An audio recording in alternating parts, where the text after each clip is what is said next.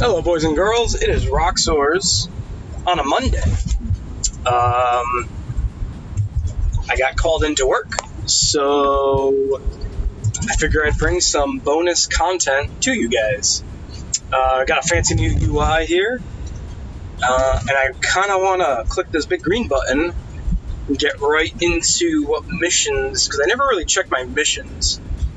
Last week, that is what got us to build a cool death deck featuring Coven Throne. That was on Theorycraft Thursday, if you want to check that out. What I didn't get to that I wanted to, because typically on Thursdays I usually do a couple different builds. I wanted to get to an order deck, and it just so happens I've got an order weekly mission. And I have played a good amount of Order. Let me see, let's see, decks here. Well, there you go. So, I mean, I have a few Order decks. Bird's the Word was like the first deck I've ever made, focusing around Lord Castellan. But I'm sure you guys can see what is severely lacking in my decks, and that is pointy ears, Aelves. Which is sacrilegious because the first Warhammer fantasy army that I played was High Elves. So with that being said, I don't want to just build a Aspect of the Sea deck, right? I see Aspect of the Sea and, a Night Heralder or Protectors, or, that they're just using him as a means to play a spell, right? An Aspect of the Sea is great, don't get me wrong. And it is an elf, so I'm not necessarily against it. What I'd like to see if there's any viability is the Esharan Soul Scryer, because that ability's got to be pretty strong.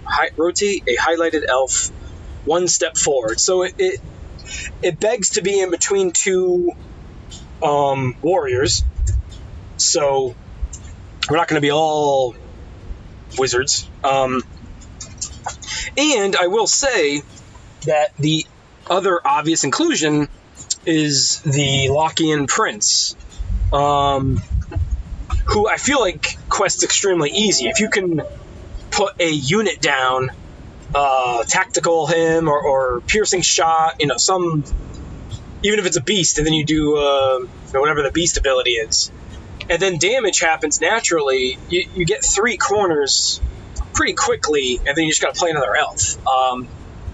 And that ability, ignore any rend from highlighted champion units, is not important. A lot of people are playing rend, or a lot of people are looking at alternative destruction builds, which has, like, the beasts have a lot of rend. There's just a lot of good chaos guys that have rend just naturally, and they don't think anything of it. They're not playing them for the rend, they're just playing them because they're good chaos guys. But it could be useful, especially if we're playing wizards and we have mitigation. There's an elf, a really good one, that mitigates 3 anyway. Kind of a perfect match right there. So obviously I want to play one of these guys, right? Starting off -2 health, which is ouchies. These guys are 0, and they only cost 2. So if these were the 2 guys, let's say, that were next to the Soul Scryer, I'm at 9. I feel like the natural thing to do is add Aspect of the Sea. Now, Aspect of the Sea is going to be kind of in a corner, realistically, because we already have a setup for purposes of rotating. So that's going to dictate kind of what spells we use, perhaps. Having Inspired Glory on Aspect of the Sea is great when he's centrally located, and he's not going to be. So it's something to, kind of keep top of mind. I still think he's good, and maybe we don't necessarily play him, but he is an elf, right? The only other option is to play another one of the Soul Scryers, which I'm not sure. It might be good. So I'll leave Aspect off right now, again, it just seems like the natural thing to choose. Let's give me another -1 health. In a perfect world, I play something with health. Elves aren't the most hardy of the bunch. This is also a concession to not play a low 10 deck. I feel like if people want to play elves, they play Celestant Prime, and then your cadre of elves right there. 2 Lockian princes and a low 10, and get to it. If anything, I'd like for this to be more just elves and not centered around the beasts, and I think that's what allows us to do. So by not playing beasts, we might be able to fit some other things in. So in pure Theorycraft Thursday fashion, where we're starting to build our deck here, we'll go into abilities first, just for the Triumphant Smashes, because we know we're going to want them. I don't think we're going to need tacticals. We are going to need abilities for that second corner, right? So, I think piercing shots are just going to happen. And maybe Divine Vengeance. It's not sure yet. Also, the elf himself needs an ability as well. So we could play... Gift of Sigmar is not a good idea, because that does Stormcast. I think Celestial Fate is the obvious inclusion. Now, we could play tacticals if whatever extra champion we come up with in the corner, if it's aspect of the sea, then we don't really want to move our warriors and wizards much other than swapping for the other warrior or wizard. So, like, Isherin Soulscryer, if he were to flop with the warrior to the left of him, well, now he's next to Aspect of the Sea, which defeats the whole purpose of utilizing his heroic act. You see what I'm saying? So that guy in the corner, the other champion that we haven't decided on yet, would have to be another warrior to get the value here, and that warrior would obviously have to play elves. So I don't know if we want tacticals yet. I do like Celestial Fate just for digging. It's a good card. I'll start with 3, like I usually do. And I think we're okay right there. I could always do this. This also just gets Stormcast. I'm going to try to not play Stormcast. Not just to prove a point or anything like that, but if we really focus on the elf theme, I feel like we could do some cool things with it. I also like the idea of a wizard that has value while still controlling a spell. So in Chaos, you've got the Gaunt Summoner who can heroic act to bring back a demon, right? And I feel like that's just, a good ability. Same thing with this guy. I see it as rotating an elf forward.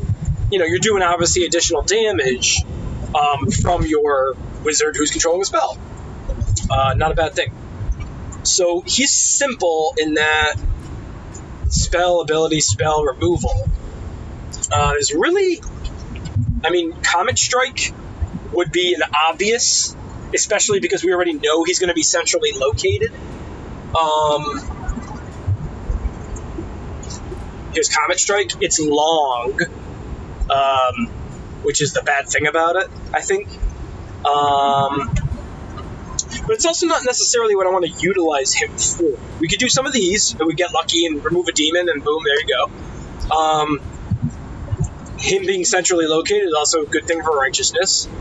I want to look at some of these other spells that nobody plays. This restarts units that are opposite from an enemy unit. And that would also probably push us into playing 3 warriors just to get the most value. And then we're almost doing a Vorus restarts kind of thing, where we've got guys across the board. But that is also counterproductive to, I think, what he's trying to do. Now, obviously, we're not going to push forward an elf every turn. It's really just going to be there to push damage.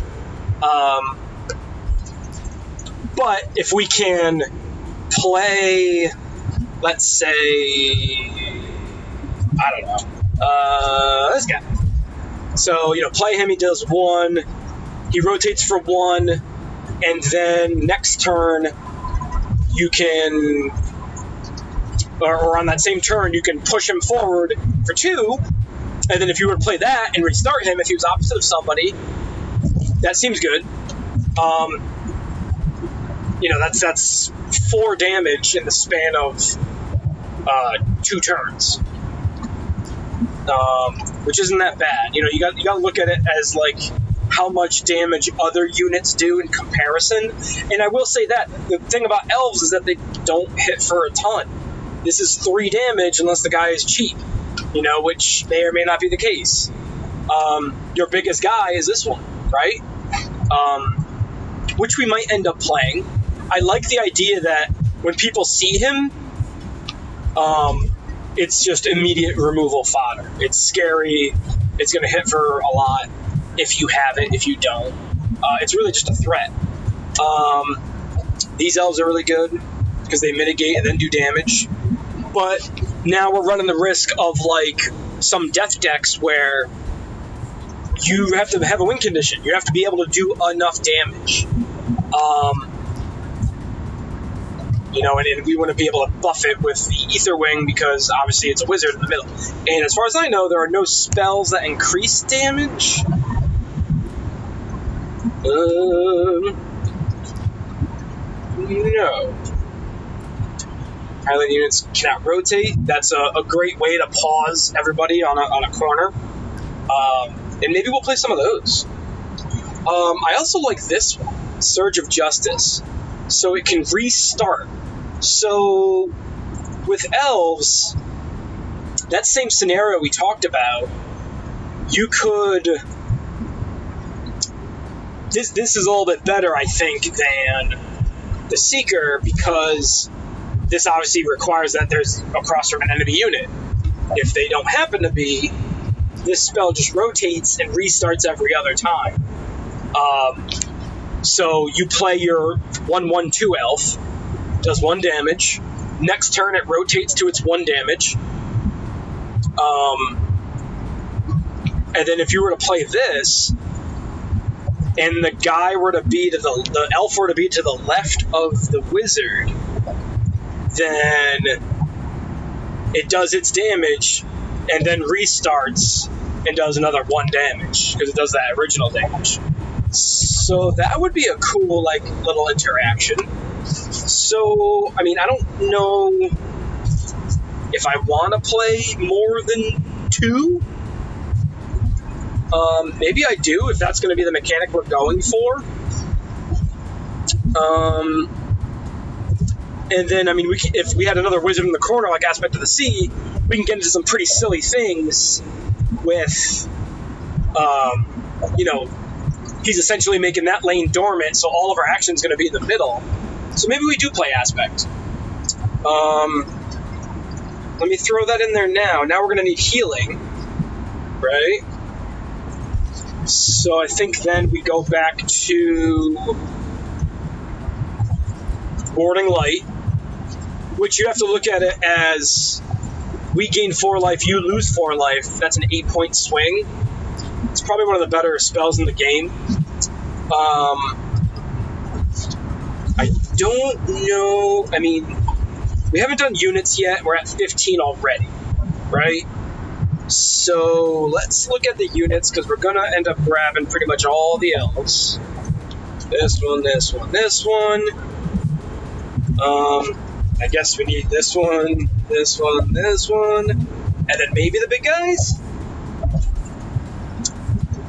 Maybe not. Maybe they quest pretty easily, and these guys remove as well.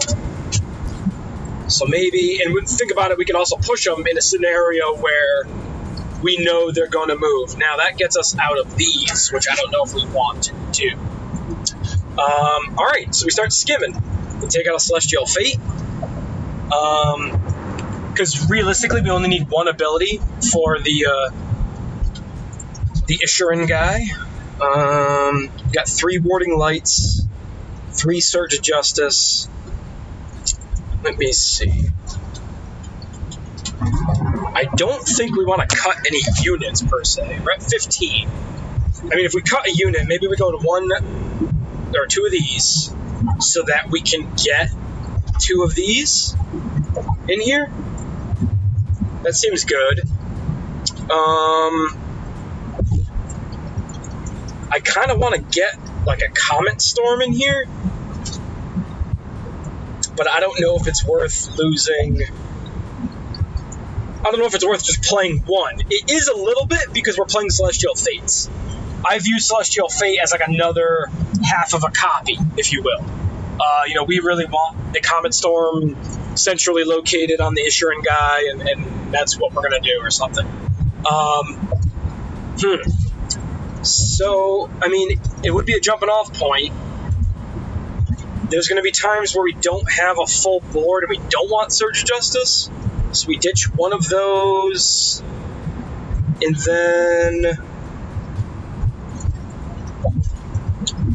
I see the Soul Feeder as more situational, because it's only ever going to do 3, and very rarely will it get you the 2 health. So then it's just a 3 damage guy, So we ditched those 2 for another Barrier Guard, and we get that 1 Comet Storm. Is it worth it? We got to think that we're passing up on Righteousness. But then we've got the Elf that mitigates 3, so we're kind of in the same. We'll go with it. We'll go with a Comet Strike. That gives us a little bit more punch, too. We got to be thinking about damage. That's why the Razor Shells are in there, too. We come across something like either somebody that mitigates, a death deck that heals. We're going to need the punch. Alright, we've got Warding Lights for healing. Surge Justice will restart. I see, restarting a Razor Shell extremely good, too. So, alright. I mean, the thing is that the more we can think about it, when you're building a deck, a lot of people will put like an Order Wizard in a deck, and Righteousness is an automatic 3-up, right?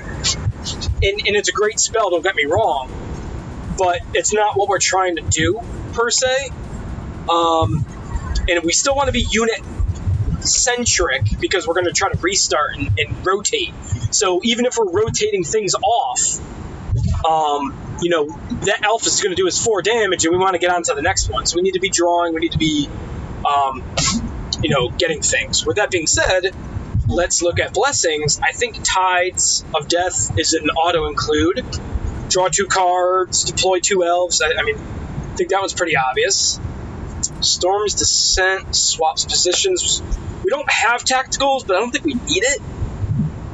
We don't have a lot of Beasts.